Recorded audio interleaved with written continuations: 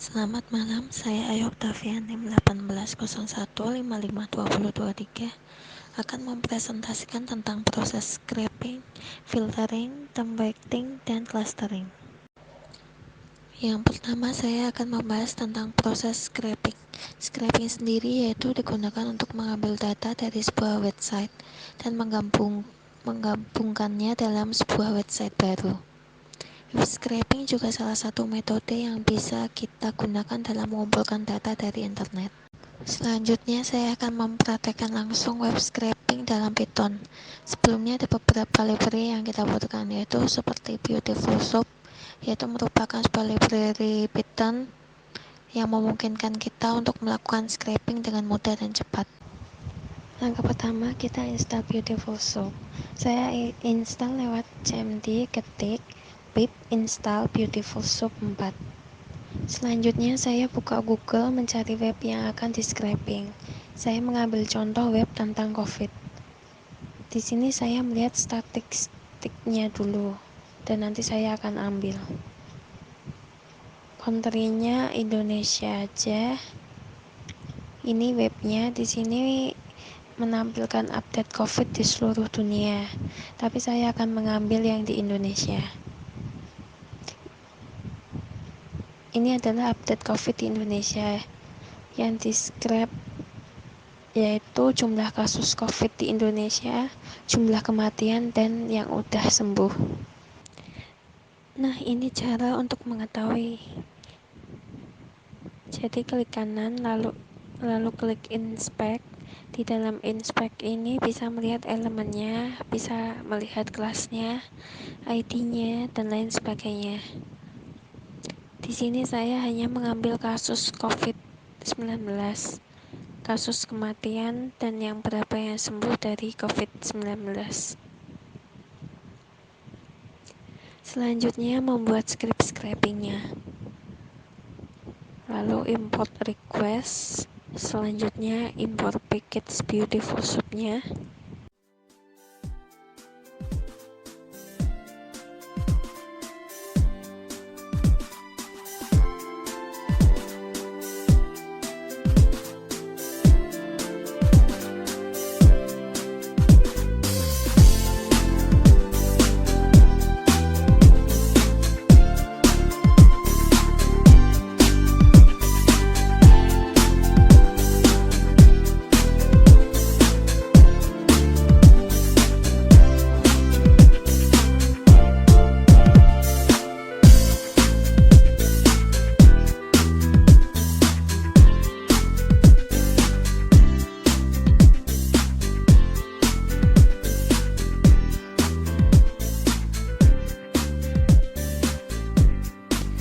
Lalu ditampilkan untuk di-running terlebih dahulu.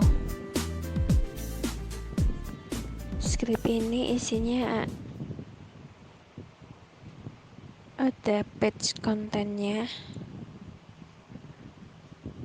Jadi page konten ini untuk membaca HTML. Nah, ini HTML-nya.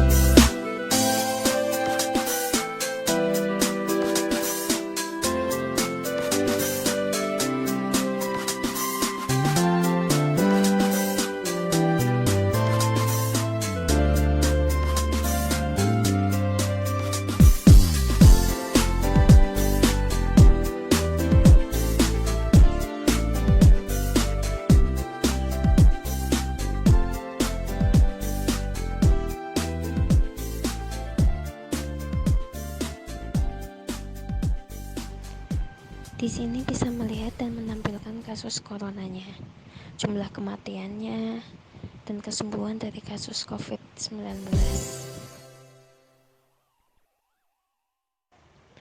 Selanjutnya, proses filtering atau tahap pre-processing. Pre-processing data adalah teknik awal data mining untuk mengubah data mentah atau bisa dikenal dengan raw data yang dikumpulkan dengan berbagai sumber menjadi informasi yang lebih bersih dan bisa digunakan untuk pengolahan selanjutnya. Processing data sangat penting karena kesalahan, redundant, missing value, dan data yang tidak konsisten menyebabkan kurangnya akurasi hasil analisis. Jadi, sebelum mengolah data, kita harus memastikan bahwa data yang akan kita gunakan merupakan data bersih. Saya akan mempraktekkan menggunakan layanan Google yaitu Google Colab. Google Colab sendiri adalah layanan yang memungkinkan kita untuk menulis dan mengeksekusi coding bahasa pemrograman Python yang akan kita buat. Ini adalah tampilan dari Google Colab. Pilih notebook baru, setelah itu muncul halaman utama. Yang pertama, ubah nama terlebih dahulu, setelah itu baru dihubungkan. Jika sudah terhubung, setelah itu klik kode untuk memasukkan codingnya. Yang pertama, saya akan menampilkan teks di layar dengan menggunakan function print. Contohnya, berikut ini adalah 5 negara: Korea Selatan, Jepang, Singapura, Hong Kong, dan Finlandia. Lalu di run.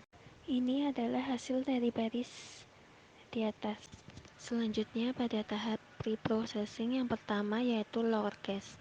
Lowercase sendiri yaitu membuat huruf kecil. Berikut contoh programnya.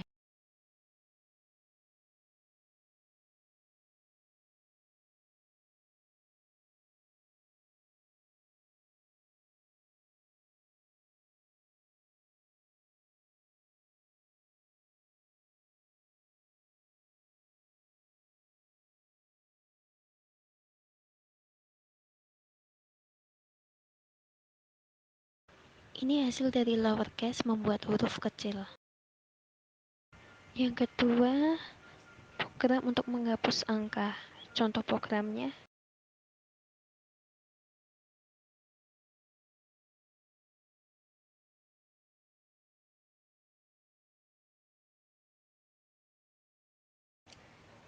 Selanjutnya, program untuk menghapus tanda baca.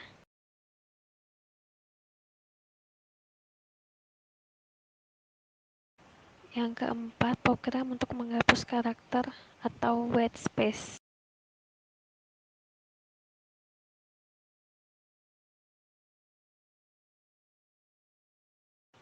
Yang terakhir adalah pembentukan kata dasar atau stemming dengan melakukan input library dengan mengetik pip install sastrawi.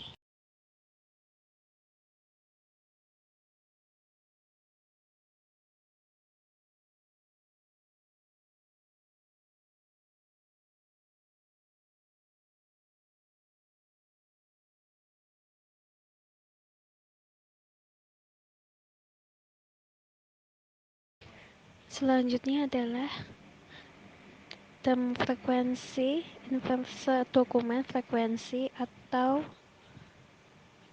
TF-IDF.